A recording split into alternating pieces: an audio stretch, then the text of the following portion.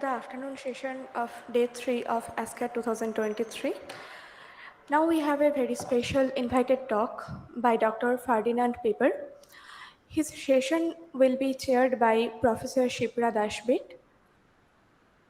Professor Shipra Dashbit is currently a professor with the Department of Computer Science and Technology, IIEST Shibpur, India. She secured her PhD degree from Department of Computer Science and Engineering, Jadavpur University, Kolkata. She has served as a visiting professor for the Department of Information and Communication Technology, Asian Institute of Technology, Bangkok, in 2017. A recipient of the Career Award for Young Teachers from the All India Council of Technical Education, AICTE, she has more than 30 years of teaching and research experience. She has published many research articles in reputed journals and international conference proceedings. She has 3 books to her credit. Her current research interests include the Internet of Things, data networking, wireless sensor networks, delay tolerant networks, and network security. I request Professor Shipra Dashpit to come on stage and continue this session. Over to you, Professor Dashpit.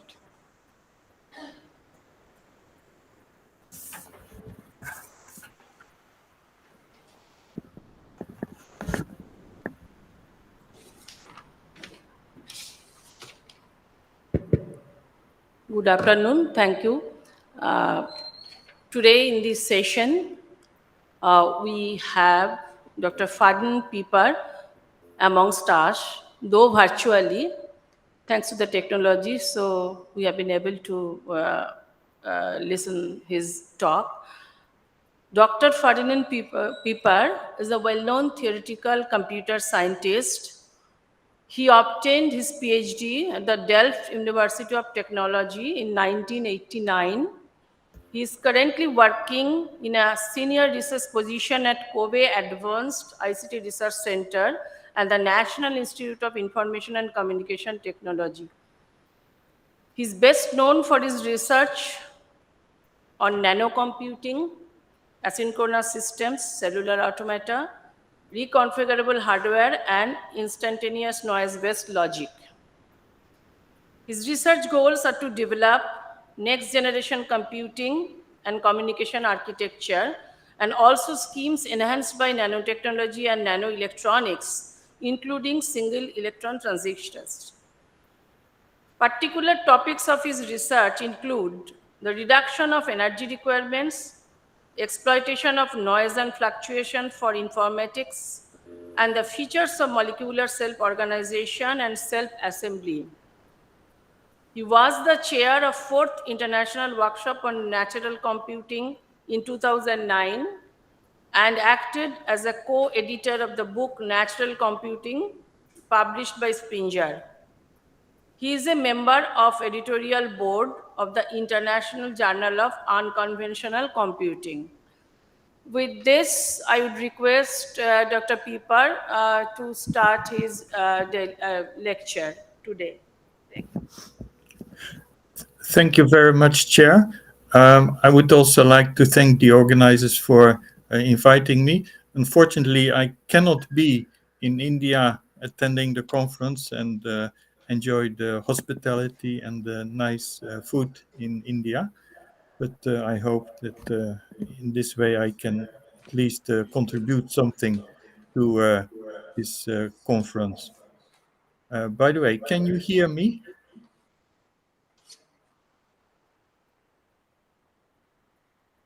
I would like to confirm whether you can hear me. Okay, it's okay. Okay, then I would like to start my talk. I'm from the National Institute of Information and Communications Technology, and I would like to talk a bit about Brownian circuits.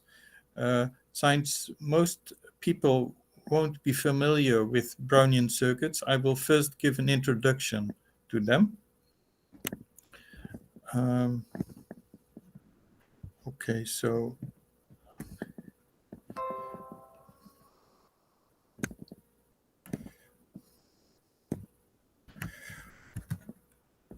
Um,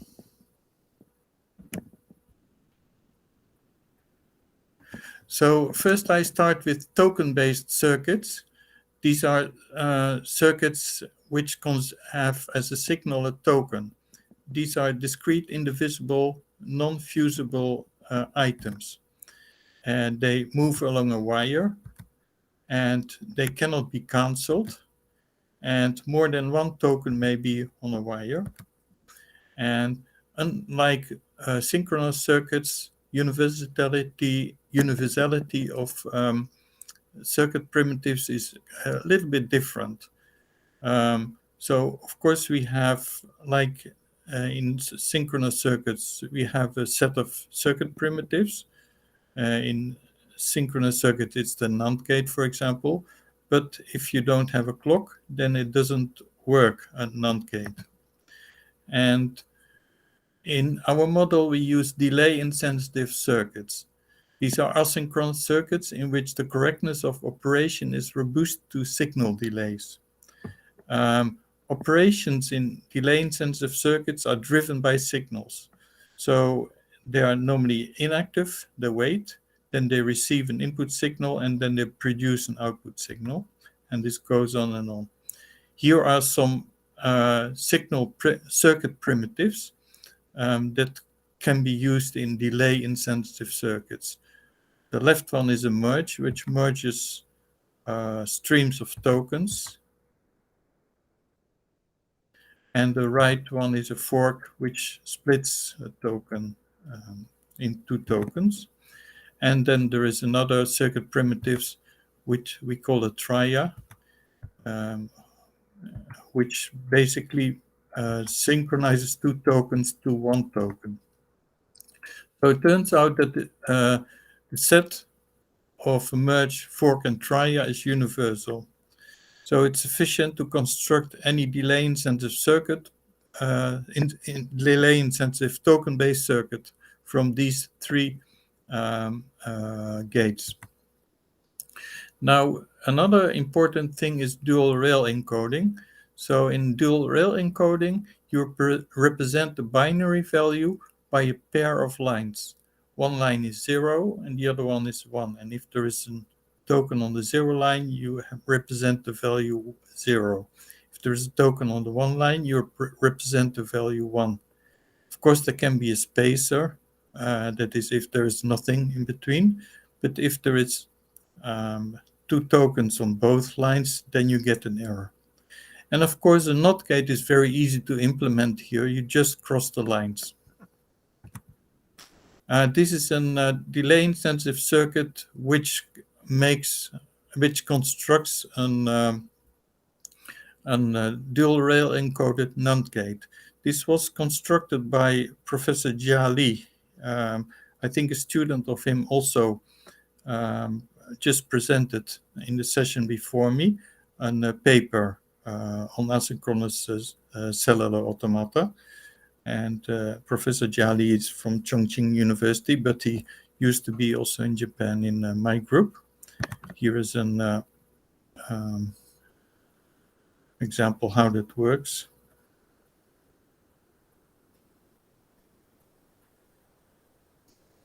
I do it once more. So we have an input 0 and an input 1.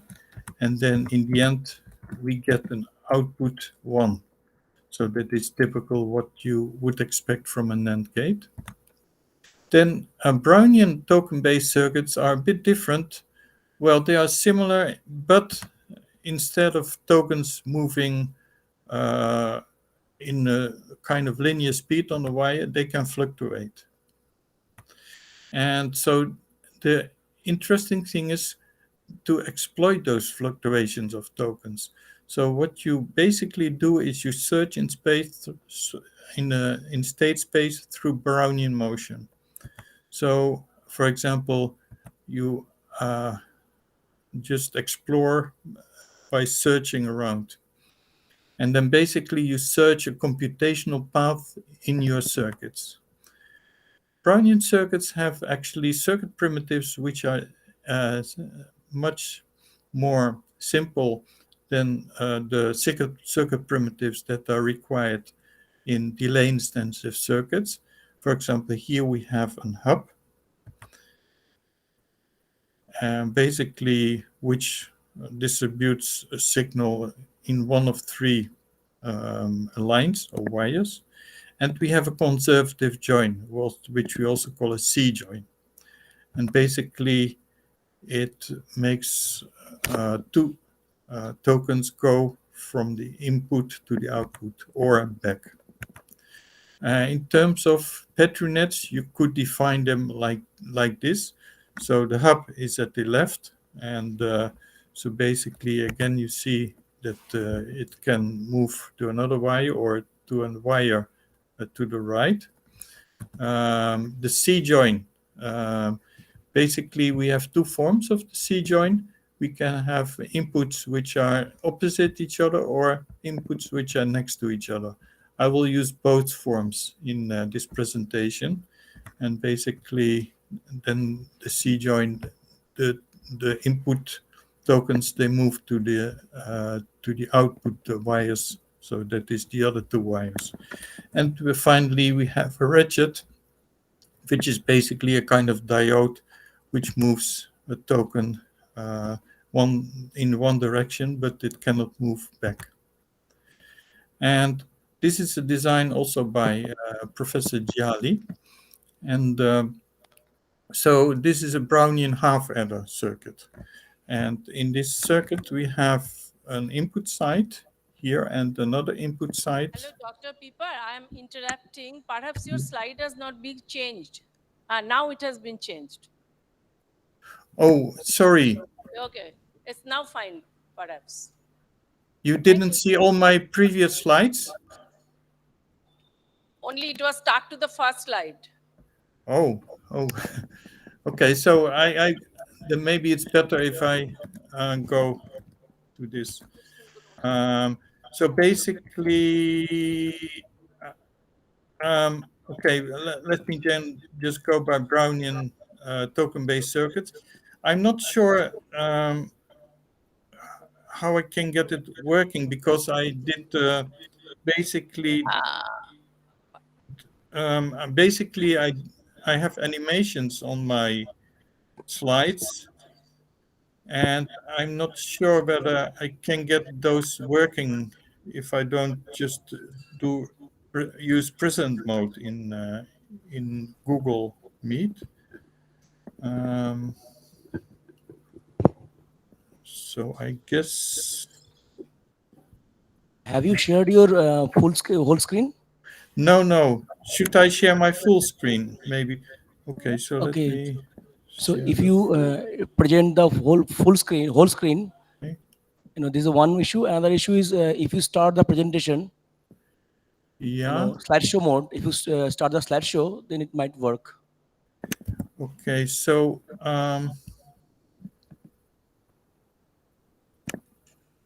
You could. I don't know whether I'm now in full screen or not. No, not full screen. Okay. So when but then okay, then You see, one thing can be done. Yeah. Okay. and then tap your entire screen. Okay. Yeah, Okay. yes. And then so can you now see it? Yeah, we can see you. Yeah. If you It's present now your whole screen, it's now changing. no, we can see. No. You have to present your screen. Yeah, and is now I changed the slides. Can you see that? No. We can't see this just light. Please, present your screen. Yeah, but I First stop presenting and then again start presenting. share your entire screen. Okay, one moment. Your entire screen, but it doesn't let me share the entire screen.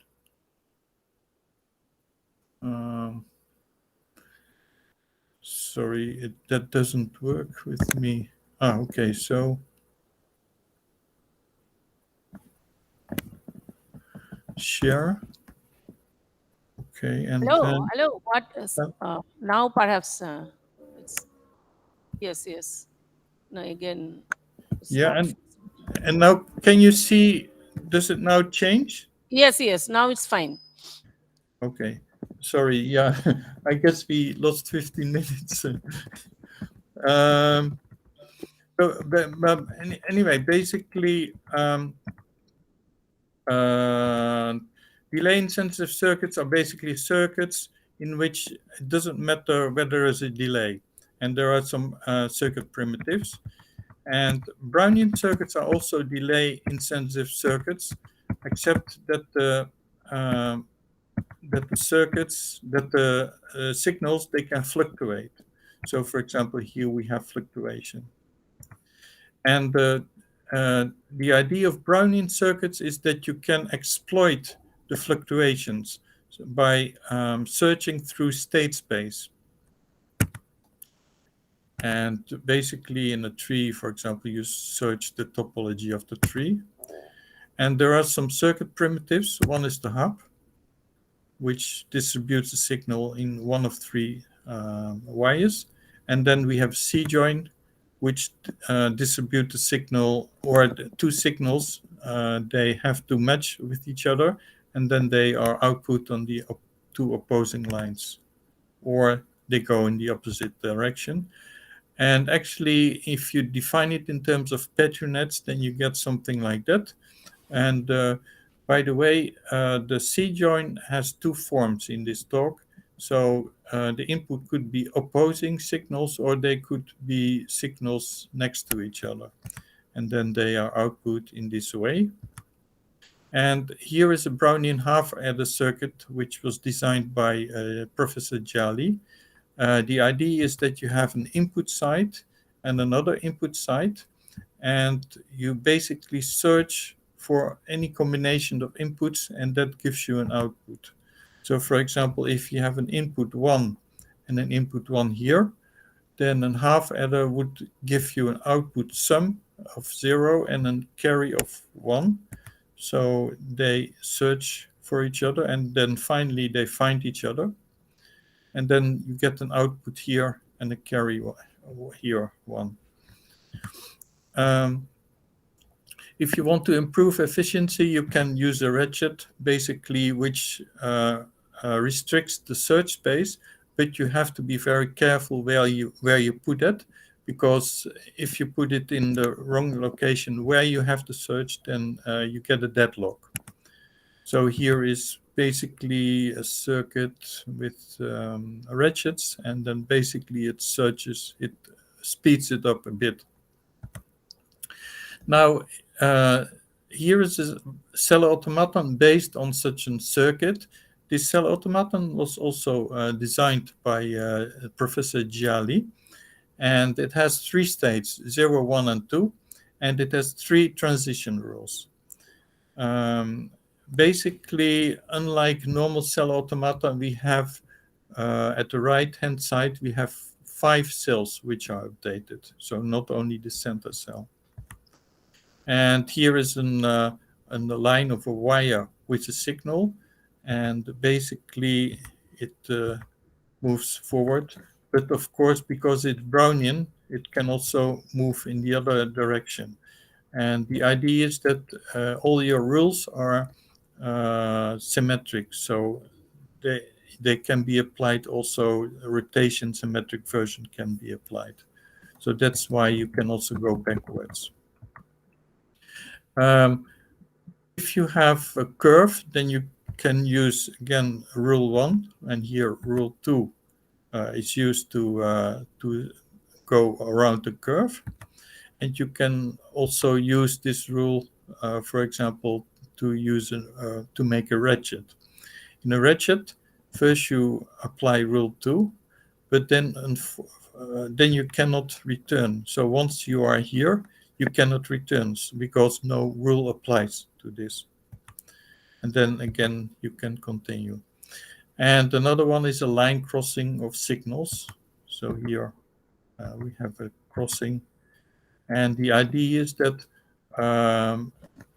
these signals, they seek some kind of arbitration.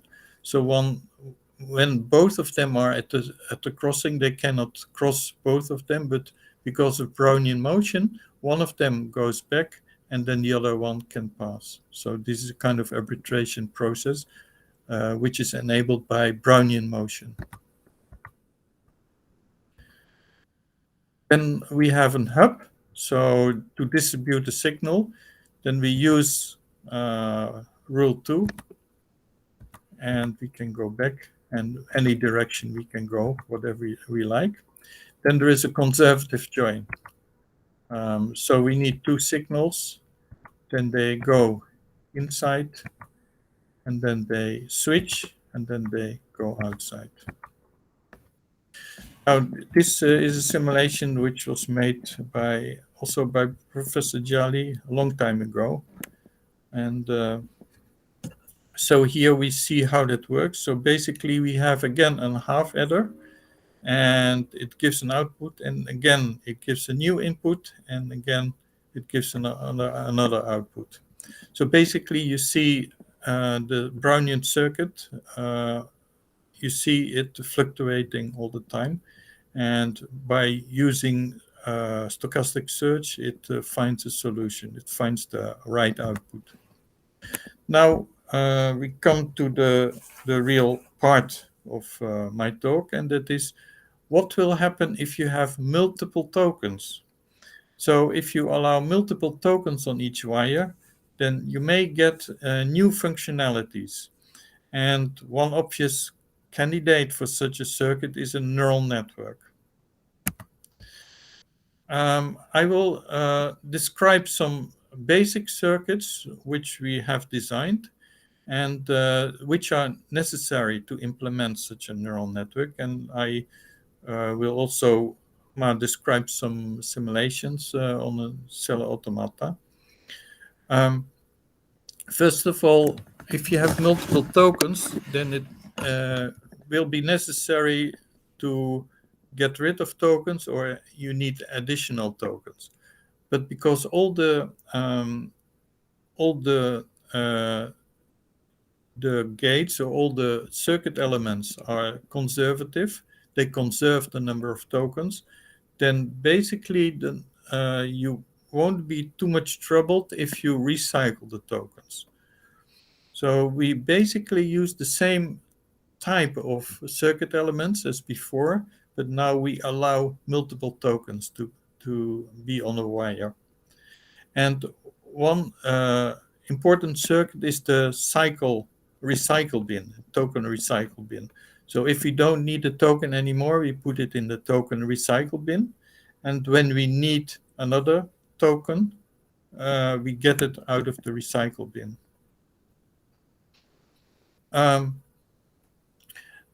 Then we want to inject a token in a loop, and we use a conservative join for that. So basically that is a gate that can use to so that the token can pass it. And we can also delete a token from a loop. Now, if we have a loop, for example, here, a loop with tokens, and we want to add a token to it, then we do that by such an C-join. So we add here a C-join, then we get one token from a recycle bin, and then we add this token to the loop. And of course, we get an acknowledgement signal. Or we can subtract, and by subtracting, we just put the token here on the subtract line. Then we get one token out of this loop, and then this goes back to the recycle, and we have an acknowledgement to the subtract operation. Now, in neural networks, and a very important part is a threshold, which is a nonlinearity. So nonlinear neural networks are more powerful in their pattern recognition ability than linear neural networks. So we need a kind of nonlinearity. And one very simple nonlinearity is a threshold. Well, here in the paper, we described a threshold which can threshold 4 tokens. So the tokens, they arrive here at the input, and then they go through to C joins, and half of them goes in this branch, the other half goes in this branch, and then they are again gated here, and then finally they are output. So basically, in terms of a delay-insensitive circuit, it doesn't make much sense because a delay is not important for such a circuit. But what you actually do is you shape the distribution of the arrival times of the tokens. So you don't, in terms of functionality, it's only the total functionality of swarms of tokens on which it acts. And for example, here we have an outcome of a simulation. So basically, if there are 0, 1, or 2, 3 tokens, then no output will be given. But if there are 4 tokens, 1 output is given. This, by the way, is averaged over time, over many simulations. And so if there are 4, 5, or 6, 7 tokens, again, only four tokens are output. But when there's 8, 9, 10, 11 tokens, then 8 tokens are output, and so on. Now, we implemented this in Cell Automata. Actually, a student from the University of Hyogo in Japan. And actually, he used the Cell Automaton, which is a little bit different. So the notation is different, but it's very similar to the previous Cell Automata.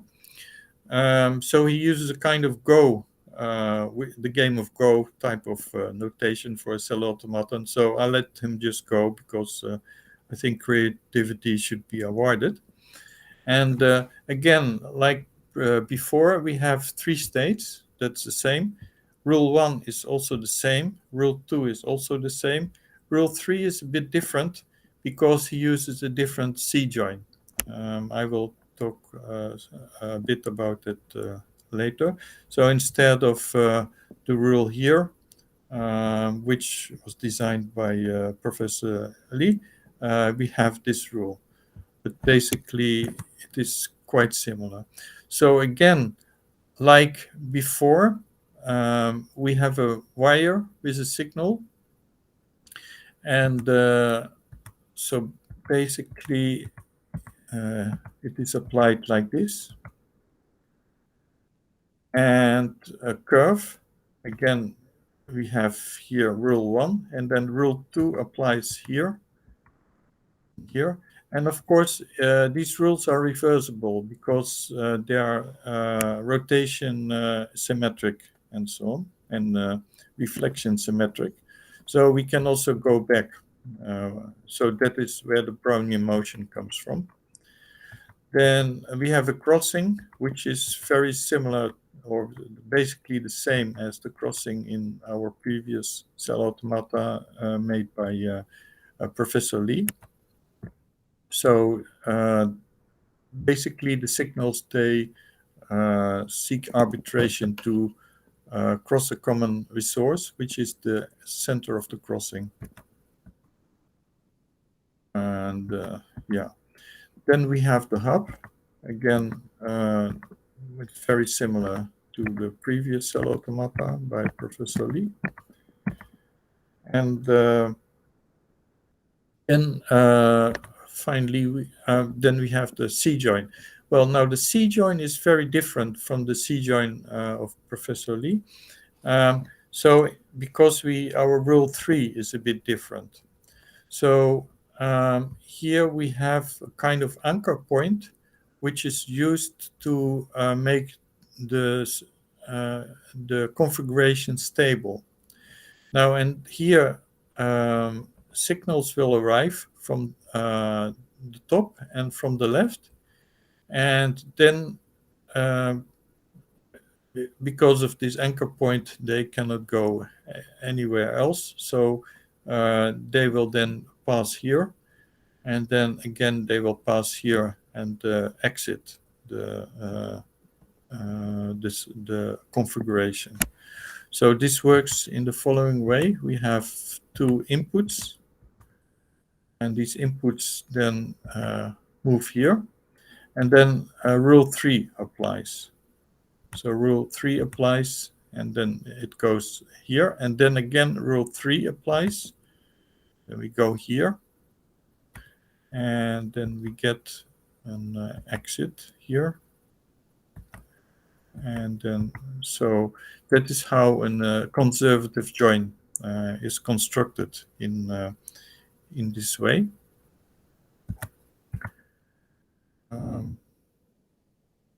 Now we have another one, which is a ratchet, which works basically very similar to the one designed by Professor Lee. Here, you want to skip over the following one. Here over by rule 2, you skip over it, and then by rule 1, you go one further. But then, unfortunately, you cannot go back because no rule applies to go back.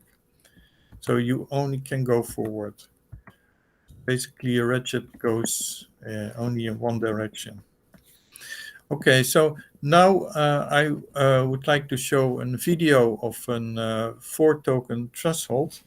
And now I go outside of the presentation mode, because the video is easier to do than in this way. So at first we have one token which enters, and actually the video is 10 minutes, so this goes too slow, so I will skip through it. We have one token which tries to go through it, but it doesn't work. Then after a certain number of seconds, we have 2 tokens, but they still don't come through. And then after 2 minutes and 2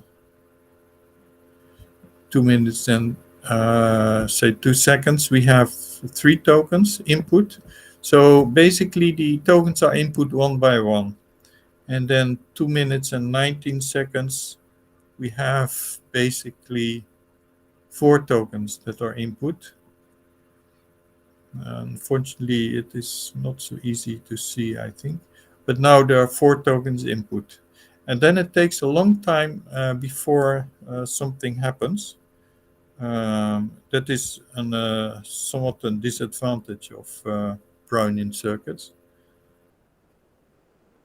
Then we are, for example, at 5:29, 5:30.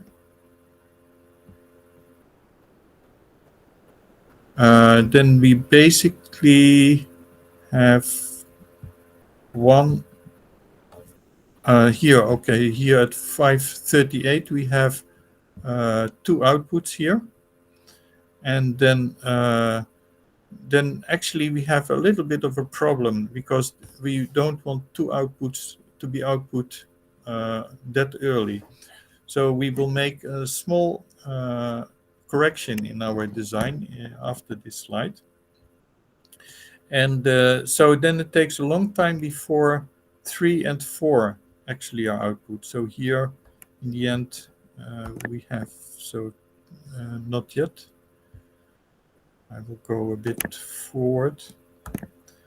So 10:06. Yeah, here we have 3 output, and then finally 10:08. Here we have 4 outputs in the end. So this is not optimal. So this was our design, and so what happened here is basically half of the tokens went here and the other half went here, and then they passed through here. So they passed through here, but then if 2 can pass, then they are immediately redirected to the output. Well, the other 2 may still be waiting here. So that is not an optimal design, and we changed it a bit. And so based on our simulations, we changed it. So it turns out if you put here at the end a C join, a conservative join, then even if there are 2 tokens on the upper leg, then if there are no tokens on the lower leg, then the 2 tokens on the upper leg stay there, waiting. They stay pending until there are tokens on the lower leg. So that improves our circuit a lot. Now you may ask, okay, so this is a 4 token threshold. Can we also generalize it to an n tokens? Well, actually, we need an even number of tokens. So let's say we have a 2n token threshold. So a 2n token threshold can be made out of an n token, from 2 n token thresholds in the following way. Again, we have the initial circuit here, which divides the number of tokens by half in each case. And then when n tokens pass through each of those n token thresholds, then they can be redirected to the output. And to show how that works, so we have, say, 2n tokens, and then we say 2x of those tokens go to the upper leg, and 2y of those tokens go to the lower leg. So we have a total of 2x plus 2y tokens. And then because of this circuit, then x go to this upper leg, and then another x go to the lower leg. Again, then y tokens go to the upper leg and y tokens go to the lower leg. So we have a total of x plus y tokens going to the upper leg as input to an n threshold, and the same number to the lower leg as input to the n threshold. And that is exactly n tokens. And then finally, we get they get sorted out at the end. So only if all of them are there, then pairwise they are output. Of course, it's also possible to use a different design. So in this design, we have, even if we have tokens here, then one by one, they are redirected to the upper leg, and then the next time they are redirected to the lower leg. So one by one. One is here, one there, one here, one there, and so on until there are n here and n there, and then they are redirected to the output. So this is a different way to make a 2n token threshold. Yeah. So what is the function of threshold? So as I said before, in the context of delay-insensitive circuits, they basically do nothing, because a delay is not important in a delay-insensitive circuit. So it doesn't matter whether your tokens are delayed or become fast or so. So from that point of view, they do nothing. However, in multiple token delay-insensitive circuits, what they do is they cluster tokens together. And this could be very useful. For example, in neural networks, neurons, they tend to react when they get a lot of signals. Well, basically, they have spiking signals. When they get a lot of signals near to each other in a cluster, and only then they start to fire. If the inputs spikes if the input signals are too much spread over time, then they will not fire. And in a similar way, we could use these thresholds here. So what our thresholds do, they spread the token arrival times, they make the spread of the token arrival times to become narrower. So we have a distribution of arrival times, and this distribution is shaped to become more narrow because of a threshold. So that would be the function of a threshold in multiple token Brownian circuits. Okay, so there is another circuit which is important, and that is a soft choice circuit. Uh, this again would not make sense in a single token Brownian circuit, in a Brownian circuit in which there are only single tokens on each wire. But when you have multiple tokens, you want to bias tokens in certain directions, though still leaving open the possibility that they can go in a different direction. And one way to do it is to do that by kind of soft choice. And the way to do it is here a token enters, and then it can search here in this space. So it can go to the upper leg, down leg, and upper leg again. So it continues like that. And then it has a choice whether it goes to C1 or to C2. And for example, we want to have a 60% chance that it goes to C1 and a 40% chance that it goes to C2. We can adjust this probability by increasing the number of tokens, or by setting a certain number of tokens in the loops that are here, loop 1 and loop 2. So if you have more tokens in this loop, then the probability that there is a token which can react with the token in the upper leg, the probability becomes higher. So then you can have a higher probability that something will be accepted at C1.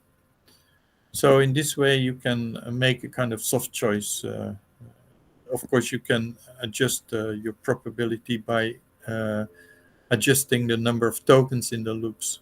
And especially the density of tokens in the loops is very important to adjust it. Now, an important part of a neural network is a synapse. So a circuit for a synapse is basically a loop with a certain number of tokens in it. And the idea is that the weight of a synapse, the synaptic weight, is encoded by the density of the tokens. And the idea is, if there is a high density of tokens in the synaptic weight, then it's easier to pass through this element, to this C-join element, because the probability that some input signal sees a token in the loop becomes higher if there are more tokens. So then it becomes possible to get easily through the synapse. Of course, when the number of tokens becomes less, then the probability becomes lower, but the tokens that arrive here should go somewhere. So for that, we have an overflow, which we can basically adjust by the number of tokens here, so that you get a reasonable overflow in case your weight is very low, and a low overflow in case your weight is very high. So basically, this is also a kind of soft choice. And okay, so here we have also the add gate and the subtract gate. So we can add tokens. That means you increase the weights, or you can subtract tokens. That means you decrease the weight.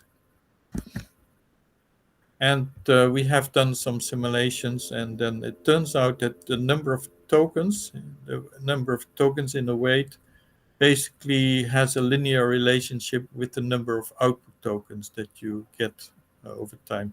Update 4000 means that we have simulated for a longer time. So the longer you simulate it, the more linear it becomes. Okay, so now we arrive in the real neural network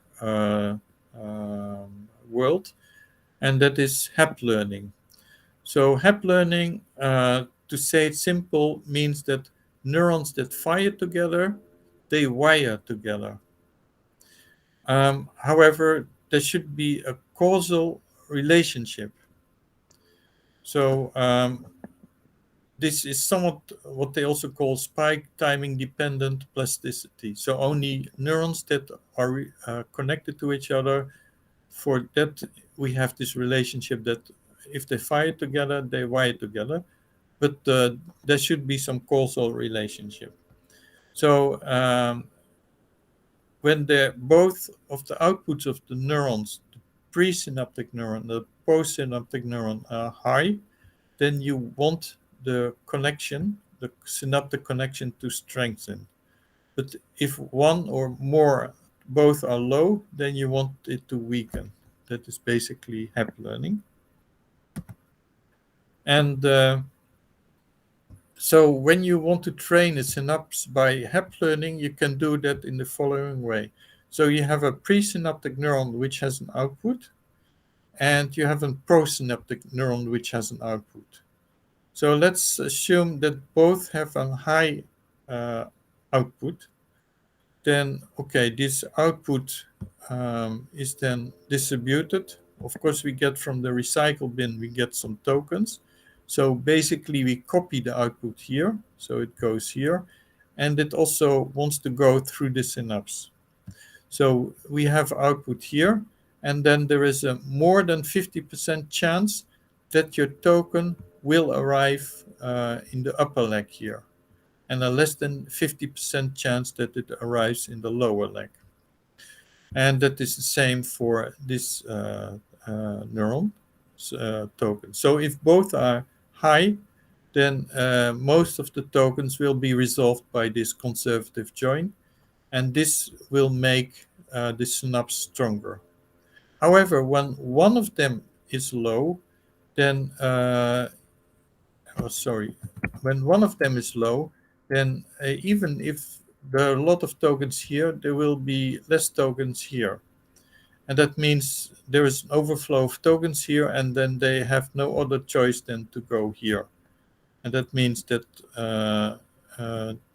because even if there are a high number of tokens here in the C join and the low number in the upper C join, then you can only resolve the lower number of tokens that add to the weight. And the remaining tokens need to go somewhere, and then they go to the subtract gate of the weight. So we tried to simulate that, but actually we ran into a problem, because if one of them is low and one of them is high, then the higher ones go to the lower part, but then they go up again to the part of the other neuron, and then that increases the density of that. And then because of the soft choice, it then passes through the soft choice, and you get an addition to your weight. Well, it turns out that it was very easy to change that, to correct that. That is, make the subtract from the weight, make it separate for each of them. And so when we do that, we get a circuit which is very similar. Okay, so when you implement that, you get something like this. You get here, you have a presynaptic neuron, which gives here some the flow of neurons to the postsynaptic neurons, which is controlled by the density of the tokens in the synaptic weight. And the synaptic weight then is adjusted by this circuit. So if both of them are high, then they add to the weight. If one of them is high and the other one is low, then basically most tokens will go here, and then they subtract from the weight. If both of them are low, you get a very small addition to the weight, low addition to the weight, but over time this doesn't make too much of a difference. So basically low also doesn't increase the weight too much. Here is a simulation. Actually, I think I will switch back again. Yeah, I hope this can still be seen. So we have a high, and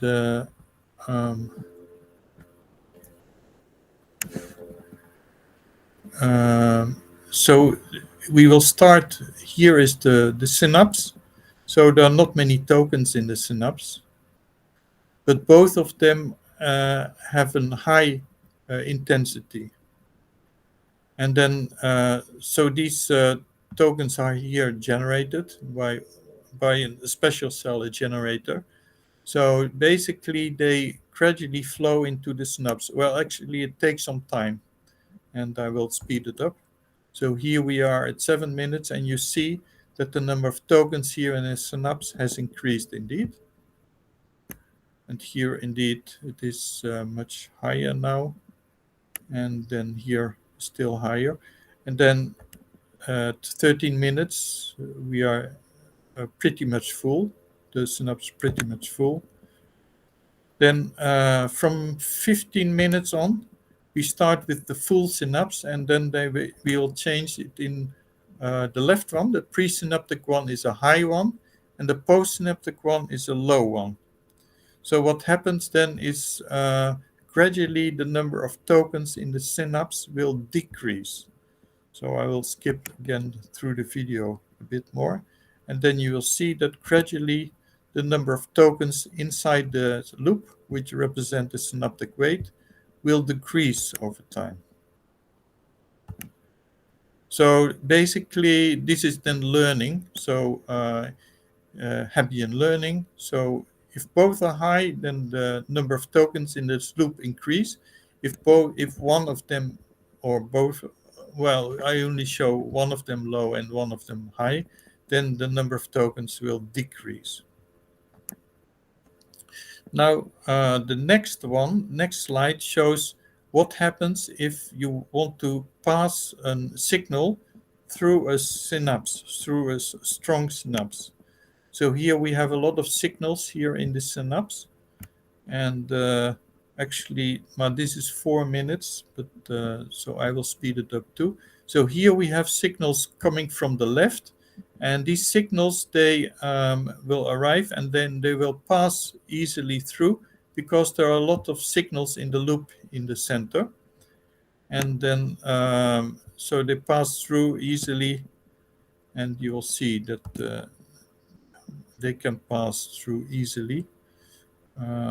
Maybe it's not so easy to see, but anyway, the number of signals that can pass through on the center line is becomes higher because of the high density of tokens in the loop. And then, okay, this is next one. And now we have a weak synapse.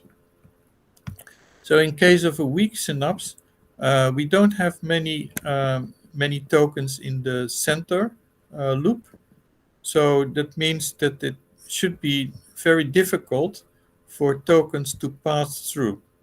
And indeed, that is what happens. So when you simulate, then it is very difficult for a token to pass through the center line, horizontal center line, because there are not many tokens inside the loop that represent the weight. So the probability that an arriving token can actually pass through is very low. Okay, now then we have now the synapse, and basically a neuron then gets synaptic signals from different neurons, and this neuron, all these signals, normally in the simulation I showed only one presynaptic neuron, but in a general neural network you have multiple presynaptic neurons. So in all those presynaptic neurons, they give their output via a tree of hubs to the input of the neuron, and then it goes through through a threshold, and then it gives an output. So it fires in this way. And then again, a synapse arrives. So this brings me to the conclusions. So it turns out that nonlinearities like thresholding can actually be implemented by Brownian circuits if you use multiple tokens. And these Brownian circuits can be used to construct neurons. And rather than working with a few tokens, the number of tokens is drastically increased to obtain some kind of collective behavior. I can imagine that this works not only for neural networks, but also, for example, for swarm systems and so on. So that would be a different type of interesting research that could be done. And finally, multiple token Brownian circuits can be used to shape the distribution of arrival times of tokens. So in future research, we will focus a bit more on that and look at how the probability distributions change when tokens go through these Brownian circuit elements. And that brings me to the end of my talk, and I would like to thank you for your attention. Are there any questions?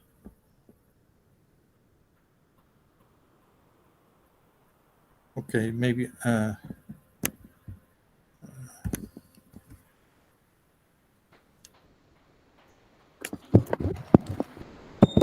I have a question. Yes, yes. Okay. Thank you, Peper, for this nice talk. I was seeing that your construction of developing circuits, using, the technique you have used, you few tokens you have used, and finally you have said multiple tokens can be used for collective behavior.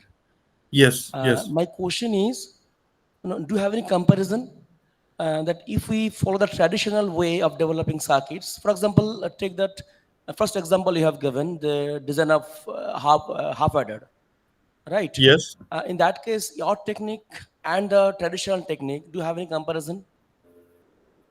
Okay. So, the idea was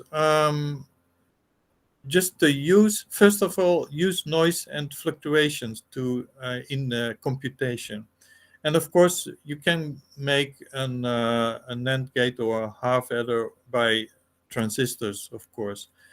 And one of the problems is that you have power limitations. So power consumption. And the idea is that when you compute close to the noise level, to the noise limit, then you would require less power consumption in order to move a computation forward. That is one motivation. But as you have seen, computation times can be pretty high. Though actually, if you, in a smart way, if you add ratchets, then you can actually reduce that a lot. But there would be one more motivation, and that is in certain systems, you cannot apply transistors. For example, in biological systems, for example, in the body, you can imagine that there are some kind of mini robots that needs to be controlled, for example, to deliver some medicines. And for that, you need some kind of circuits and some control circuits. And asynchronous circuits or Brownian circuits, they are actually behaving in a similar way as our molecules do.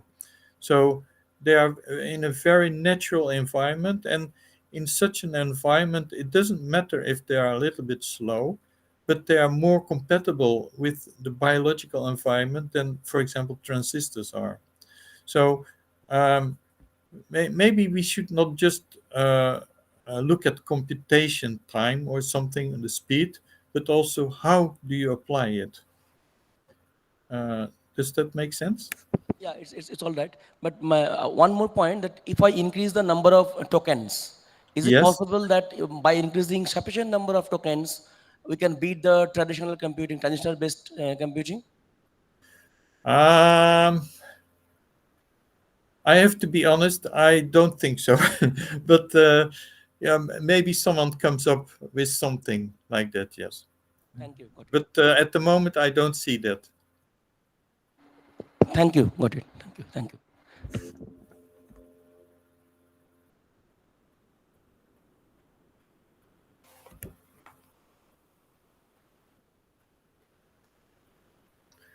So I see that Professor Morita also would like to ask a question? Yeah. May I ask one question? Yes. Ferdinand? Thank you for your nice talk. Very interesting. Can you hear me? Yes, yeah, I can hear you. Yes.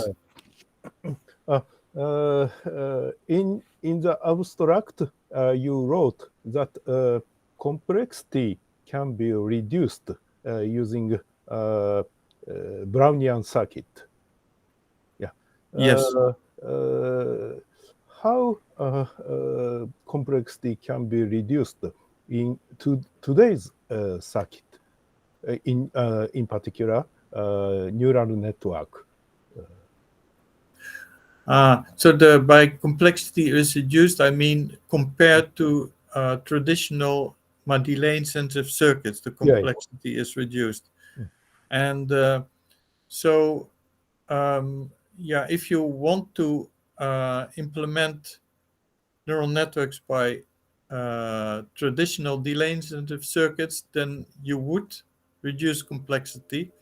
However, yeah, so maybe you want to compare it to neural networks implemented on traditional computers, I guess. So Yeah. in that case, I'm not so sure if that comparison, if you can make the right comparison, if you can get a real reduction. Though again, it depends on in what type of application you want to use it. So, for example, if you want to apply it in a biological environment, then well, the speed is not so important anymore. I think the number of elements that we use for a neural network is not so much different from when you do it in silicon hardware, but the speed in our case is very likely much slower, yes. Yeah. Okay. Thank you. Thank you. Sir, can I ask something? Yes, Sir, sure. Yes. for a convolution network that we use in a deep learning or machine learning framework, can a convolution network be implemented in hardware form? You mean in this way? Or in the traditional way, in both ways? I have this generic question actually. I think, but convolutional networks are basically implemented on GPUs, which is hardware, but you want to implement it on a circuit. Directly in a circuit, I mean.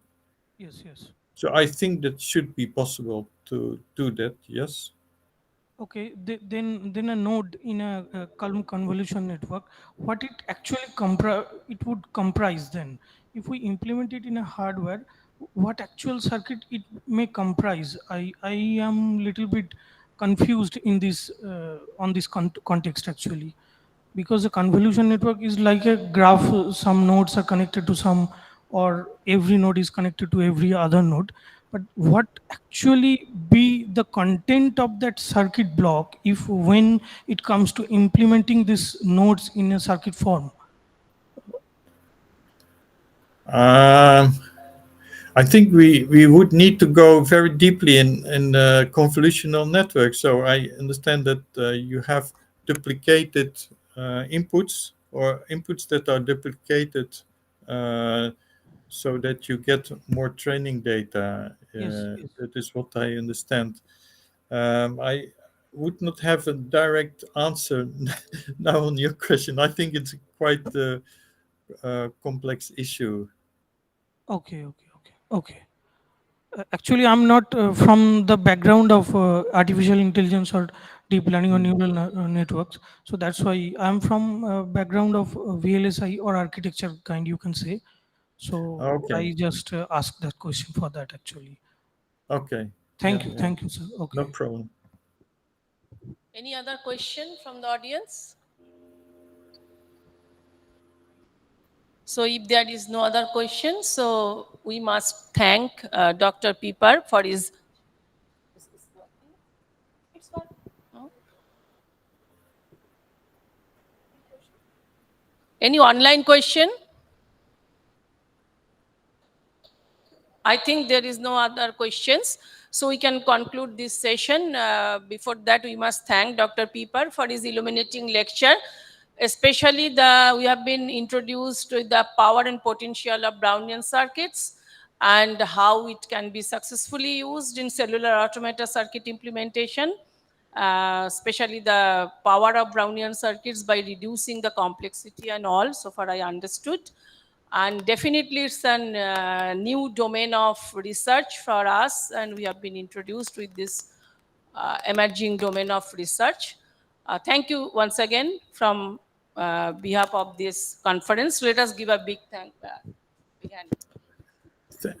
Thank you very much for giving me the opportunity to present my research at your conference. It was an honor to be here.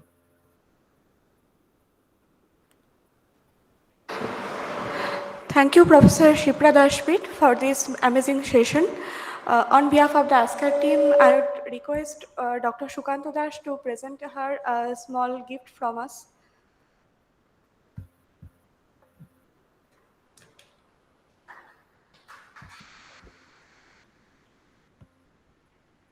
Now it's time for a break. We'll resume our session at 4 p.m. today.